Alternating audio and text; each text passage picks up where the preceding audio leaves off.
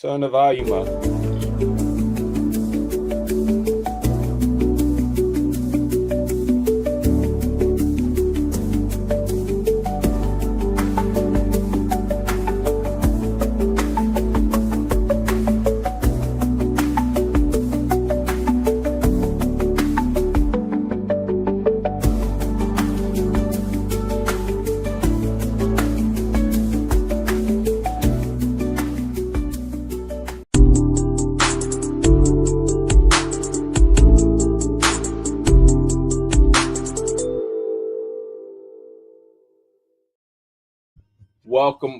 Welcome to another episode of Real Estate, Real Life, Real Talk, Real Live with the Real Secrets of Money with your host, myself, Damon J. Brockenberry, also known as the Extraordinary, also known as Damon the Agent.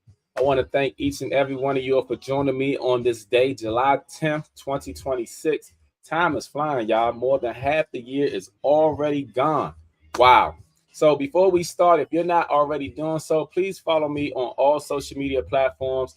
That is Facebook, Instagram, LinkedIn, Twitter, Threads, Snapchat, TikTok, YouTube, and LinkedIn and Pinterest. All right. And you can normally find me as Damon the Agent. And on Instagram, I have two pages, Damon the Agent and also Damon the Advocate. All right. And again, as always, I like to get into the wonderful world of real estate. So today I'm going to talk about waiting on the market to change. And what do that mean by that? I basically mean, are you waiting for the market to change, or is the market waiting for you? And the reason why I ask that is because there are so many people who are waiting for the interest rates to become lower. They're waiting for home prices to fall. At the same time, though, they're waiting for less competition, and they're waiting for more homes to choose from. Now, here's the thing: with the interest rate hovering around the 6.5 mark, and with existing homes remaining remaining on the market longer than historically they've known to be, home prices nationally and locally tend to rise modestly instead of crashing because inventory is still relatively good. Now, people may be asking themselves, should I wait? But the question is, what are you waiting for? The reason why I say this is because the longer you wait, home prices still tend to rise. Mortgage rates may stay the same, but they also fluctuate. So you never know what it's going to be. Sometimes someone else buys the home that one has been eyeing on for a very long time. Now, you can continue to pay rent, but building equity is always the best thing, especially in this economy. Timing the market is difficult. The best time to buy isn't when everyone else agrees it's a good time. By then, competition usually comes back, meaning when everyone is watching the news and when they're saying, oh, don't buy now, that's when you should buy. Because when they say, oh, you should buy now, everybody and their mama are going to be out there buying.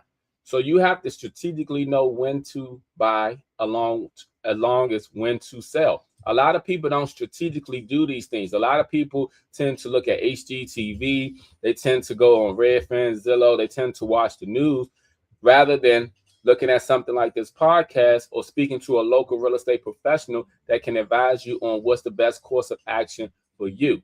What you have to always take into consideration when it pertains to real estate is that real estate is always local. It's always local.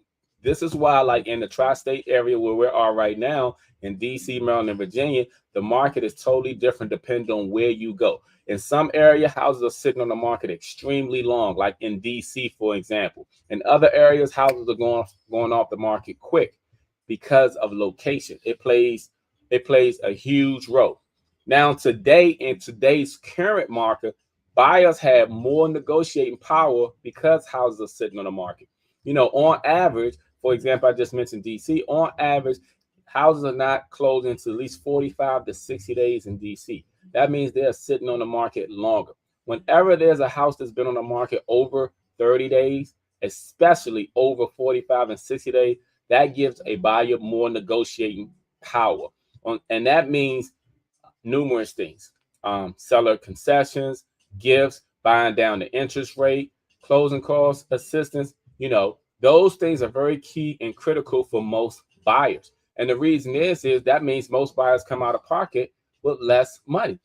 Now, when it pertains to sellers who are, debating on whether I should put my house on the market now or later, it's always a good time. But here's the thing, you must always time the market.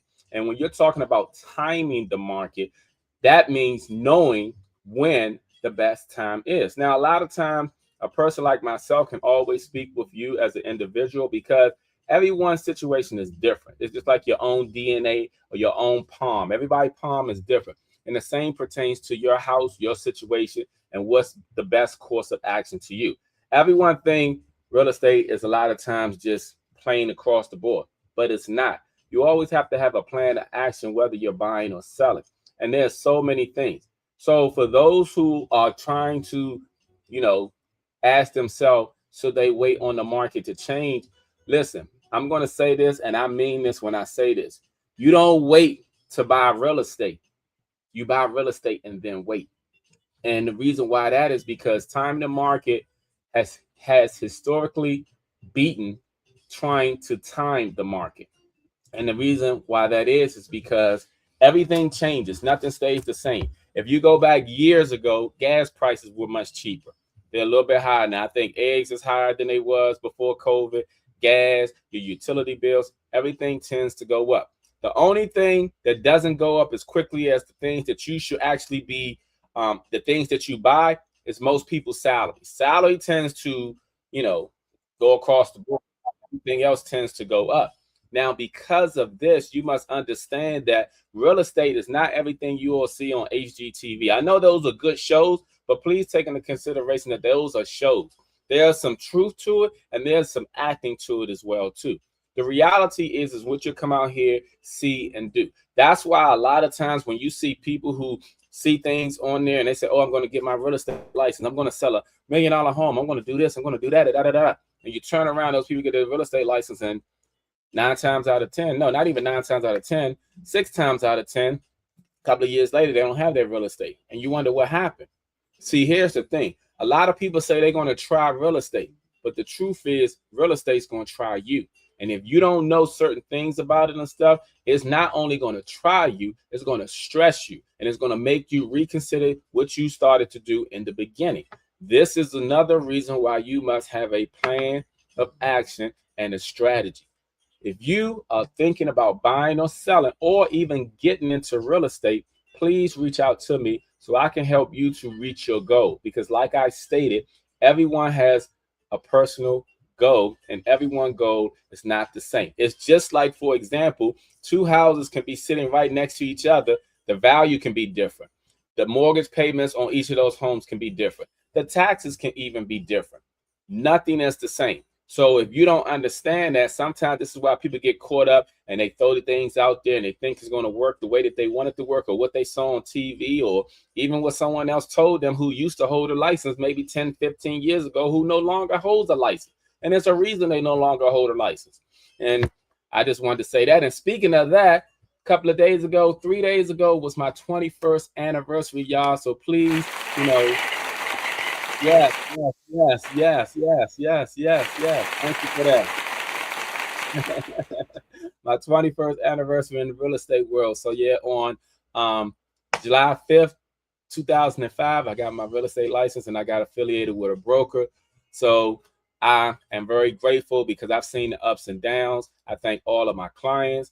I'm going to give them another client appreciation party soon. I just have a lot of other things that I'm dealing with, but it's coming, you all. So stay tuned.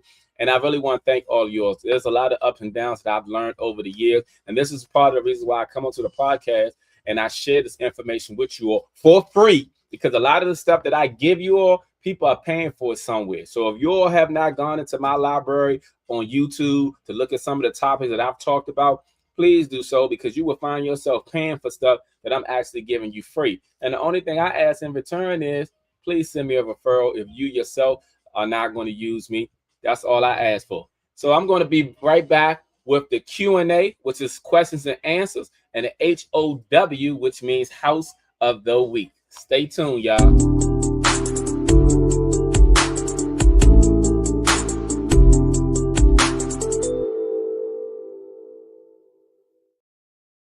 All right, all right, all right. So I'm going to the questions right now. And while I'm going to the questions, please, if you all have not followed me on all social media platforms, please do so.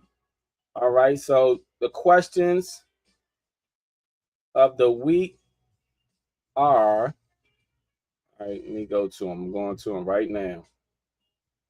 The first question is, wow, and I just kind of mentioned this just now, but the question was, why can two why can two neighbors with similar homes pay completely different property taxes? Why can two neighbors with similar homes pay completely different property taxes? And this is a great question and everything. Here's the thing. Even though two homes can be similar, a lot of times they have certain dynamics that are not similar. There are several factors that can cause this.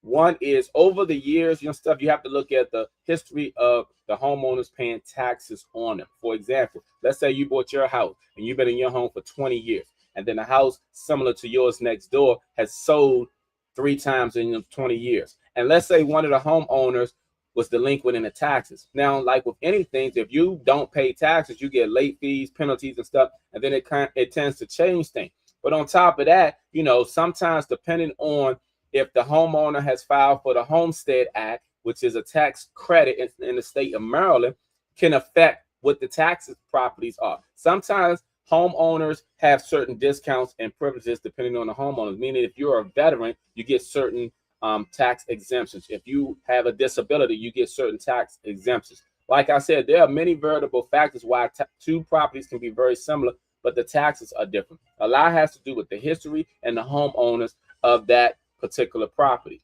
So, and also depending on the square footage, the boundaries, the dynamics, all those things play a huge role as why two properties that are similar can have different property taxes. Just because two homes look alike doesn't mean they're taxed the same. Question number 2. Can you get more than one appraisal and go with the highest? Can you get more than one appraisal and go with the highest one? The answer to that is yes, you can, but it really depends on the situation. And what I mean by that is if you are a buyer and you make an offer, let's say you made an offer for 500,000 and then the appraisal comes back at 550. Okay, as long as the house has appraised for at least your offer amount, that's all that matters. Now, say hypothetically, you are a buyer again and you made an offer for 500,000 and the appraisal comes in at 475. Of course, most buyers want to accept the appraised value, but what if the seller wants to challenge that? Then yes, the seller can pay for another appraisal if they choose to do so in order to contest that appraisal that was done by the buyer. Now, sometimes it's conflicting, but it really depends on the circumstances and situations. But multiple appraisals are allowed, but the purpose of the appraisal is to determine which one matters to the lender the most. Now, question number 3. What is a punchline? What is a punchline? This is a good question. A punchline is a list of unfinished items or repairs that need to be completed before a real estate transaction is finalized. Basically, before settlement occurs, the punch list, what is a punch list? The punch list needs to be completed before settlement, such as paint touch-ups, loose doorknobs, missing outlet covers, plumbing or electrical issues and fixtures, appliances that need repair. Think of it as the final checklist before settlement and closing. Question number 4. Is a pre-listing inspection worth it for sellers? Is a pre-listing inspection worth it for sellers? The answer to this is often yes, but it really depends. It depends on the condition of your home. Here's the thing. Like I mentioned, all homes are not the same because they're taxed different. All homes are not the same even when you do a home inspection, because 2 different inspectors will primarily find everything, especially if there are any issues, majorly. But a lot of times there are little things that are minor that don't always pop up on the report. It just really depends. The benefits of getting a pre-listing inspection: it identify issues before the buyers do. It reduces surprises during negotiation. It gives sellers the time to make repairs. It can build buyer confidence when they go into a home, knowing that the home is in tip-top shape. It may help transactions close more smoothly. That way you don't have any conflicts. Let's say if a buyer does their home inspection and then they come back with all these issues on their report that they want done. This is the purpose of the home inspection contingency in a contract, to allow the buyers time enough to do the inspection and to negotiate anything such as repairs that may be needed during that timeline. Now, the possible downside to this is you'll learn about issues that you'll likely need to disclose or address. Okay, meaning, for example, let's say you do the pre-listing home inspection and you discover that you have a major hole in your roof that you didn't know that. Now you're supposed to disclose that before you list it on the disclosures. Now, people sometimes try to lie and get around things. I never recommend that because it will bite you in the butt later. The reason why we have so many paperwork when it pertains to real estate is because somebody was sued at some point, okay, for something. And there's been times where people try to not to disclose certain things, such as water damage, water issues. And then what ends up happening is the buyer moves in, find out from the neighbor that, oh, such and such had a flood in their house. Like, really? Yeah. And then they'll go get their own investigation, discover they got mold in the basement and stuff, and it wasn't never disclosed. Guess who's getting sued? That seller. Yep. A pre-listing inspection can save time, reduce stress, and strengthen your negotiation position. Question number 5. Can property taxes ever decrease? Can property taxes ever decrease? Absolutely. Here's the thing. Like I previously mentioned, like you do the Homestead Act, apply for that. That helps your taxes reduce. People who let's say they buy a home, they've been in it for a minute, they get a disability, they can apply for disability assessment. They can get a reduction. If your home assets value goes down, if the local tax rate is reduced, if you successfully appeal your assessment. And the assessment is basically meaning, like, when you get your tax bill, they always have a total assessment on there. See, here's the thing. That's the state and county way of just going up on taxes. I'm gonna be honest with you. They're not gonna say it. I'm gonna say it. Because here's the thing. How can they assess your property if they've never come in there? You could have had some major problems in your home. You could have never upgraded anything.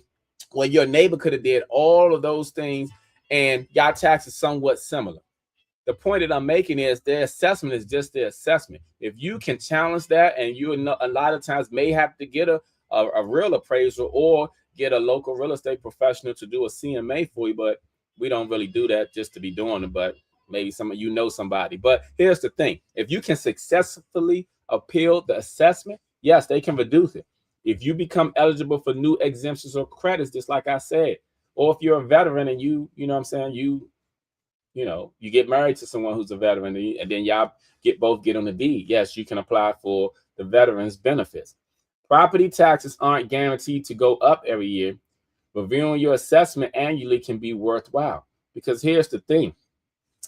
It doesn't hurt to try to see what areas you can possibly reduce, because they're always going up on taxes. They go up on everything. Just like I mentioned before COVID and after COVID, price differences are different on nearly everything.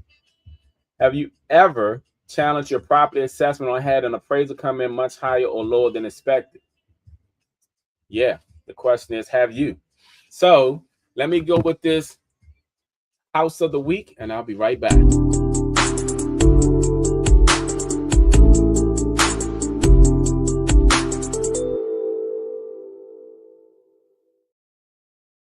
Let me share this house of the week, and then I'm going to get in my topic. The house of the week is really land, y'all. Land. And I want to share this with you all. This is land, you all. Now, I have these pictures of homes that can actually be built on the land. The land is in Sandy Spring, Maryland, which is Montgomery County, Maryland. On top of that, this is a builder that I'm working with.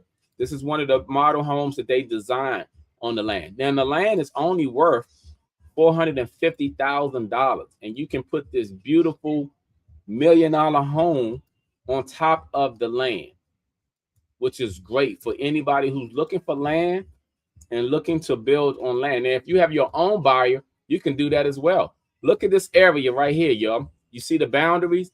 You see the houses on the other side? You can make this area a mansion. A mansion. You can have a pool. You can have a circular driveway, nice home pool. You can gate it or fence it. It all depends on your vision and also your budget. So this is the land in Sandy Spring, Maryland.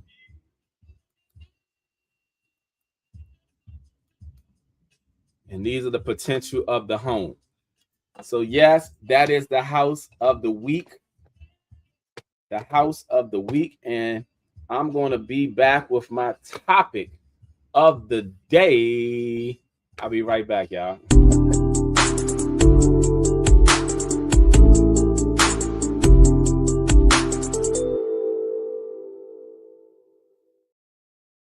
All right, now, before I begin, if you're not following me, please follow me on all social media platforms. That's Facebook, Instagram, LinkedIn, Twitter, Threads, Snapchat, TikTok, Pinterest, YouTube, LinkedIn. I'm on all of them. Hashtag Damon the Agent. And if you can't find them, go to my website, which is damontheagent.com, and you should be able to click on everything.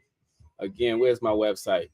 And my website strolling at the bottom for those of you who didn't see it. Now, my topic of the day is boredom is safe. Boredom is safe.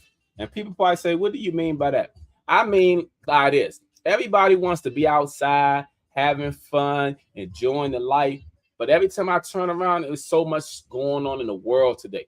It's so much tragedy. You know, people want to go where the adrenaline is pumping and everything is going wild and stuff. But there's so much that's going on outside, y'all. People need to really calm down and chill. You don't have to be outside doing everything. You don't have to be out there, you know, at the latest party, at the latest thing. I know the promoters and the venues want to get you out there because that's how they get paid. But sometimes you ever think about chilling sometimes? People always feel like, oh, I'm bored. You know what I'm saying? I need something to do. And then, unfortunately, it's so much that happens. It's like, damn, if they just would have stayed home, maybe that wouldn't have happened. And I'm not saying don't enjoy life. I'm not saying that. I'm just saying sometimes when you have those moments when you think, dang, I'm just so bored, maybe your boredom is a form of protection for you. Think about it. You don't have to always be doing something. You don't have to always be out because so everybody want to be outside. But every time I turn around, everybody outside, a lot of people outside, there's too much chaos going on outside. Boredom is safe. And safe is cool because guess what? That means you're still alive. That still means you get to enjoy time doing whatever it is you like to do or it being around the people that you like to be around. Boredom is safe. Do not look at boredom as, oh, my life is dull. Don't look at boredom as, oh, you see stuff on social media. You see people at parties. You see people doing all this stuff and everything. But you also see the chaos that's going on out in the world too. Because where the chaos is, it's not boredom. It's actually a lot going on. So whenever you think that you're being boring, it's nothing boring. See, you can always have something to do. You can read a book. You can work out. You can pray. You can hold conversations with the people around you, you know, because those are things worth living for. Those are where memories are built, you know, talking to your loved ones, you know, engaged in conversation, you know, spending time with the people closest to you. That's not born. It's only born when you have no conversation, when you have nothing to do, when you have nothing to say. That's when it becomes born. When you are right beside a person and you on your phone, but you're not engaged with the person that's real to you. So you engage with social media, which is on the phone, on the internet and everything. But the person next to you, you're not even engaged in them. And then you think you're bored. No, you're not bored. You're distracted and you're not focused. And the reason why I have to say that is because so many people out here swear up and down that it's so boring outside. I mean, not outside. It's so boring at what they're doing. Their life is boring. They don't do nothing. Okay, then do something. But when you do something, you ain't got to always do something. And you ain't always got to go to the place with the most crowd and stuff. Because I hate to say this, that wherever there's a big crowd of people, it's always chaos and confusion. Fights break out. Sometimes shootings occur. People get jealous and envy because somebody walked in looking better than them. Somebody walked in getting attention that they no longer are getting attention, or getting attention that they want, or they just see the potential in that person and they become hating on them. So now we got fights breaking out. We got hatreds happening. We got people shooting. We got people getting hurt, all because people don't know how to be and get along with other people. Because also everybody want to be outside. Everybody feels like they have to be at the latest event and doing the latest thing. No, what you have to do is just be who you are, wake up, work, take care of your family, pay your bills, enjoy your life, and thank God for all of it. That's what you have to do. But who am I? I'm just talking about boredom is safe. If you don't think it's safe, then go out in the confusion and the craziness of the world. But here's the thing, though. A lot of times when you look at older people and stuff, sometimes you just see them chilling. Even if they sitting on their porch, they chilling. They relaxing. They not where all the noise is at. Then when you see where all the noise is at, chaos, confusion, fights, shooting, craziness. Listen, I'm not saying don't enjoy life, because life is worth living. Travel, do whatever it is that you make fun. All I'm saying is you don't have to always do it, because always doing something and being in the middle of something is always going to create chaos, confusion, and problems if you're always doing it. Boredom is safe. Guess what? Be bored in the house and be safe. All right? Be bored even if you go out, but be safe, because boredom is safe. All that rah-rah craziness and stuff like that, no. Chaos and confusion ain't never been safe. If you don't believe me, guess what? Time will tell. All right, I'll be back with my recap.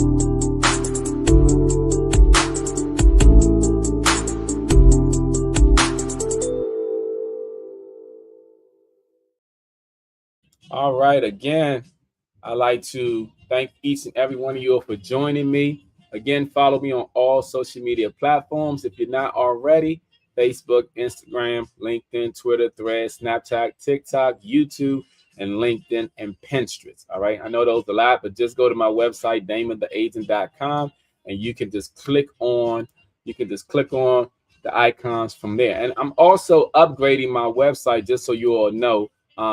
Should be before the month is out, you should see a new video on there. But real quick, I just want to talk about waiting on the market to change.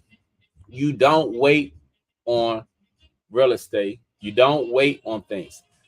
Those who say, I'm going to wait to buy real estate, no, you buy real estate and then wait. That's where the real profit comes in. That's where the real benefit comes in. Prices are going to change. And see, those who are waiting on the interest rate fail to realize that prices are going up at a higher percentage than the interest rate are coming down. Listen, I'm going to take you out on this old commercial, but I still love it. Thank you all for joining me. I appreciate each and every one of you all. Please join me next Friday, same time, same place. All right? We sure could use the money. Time for some upgrades. We're pregnant. Oh my goodness. I need to downsize. We buy houses for cash as is.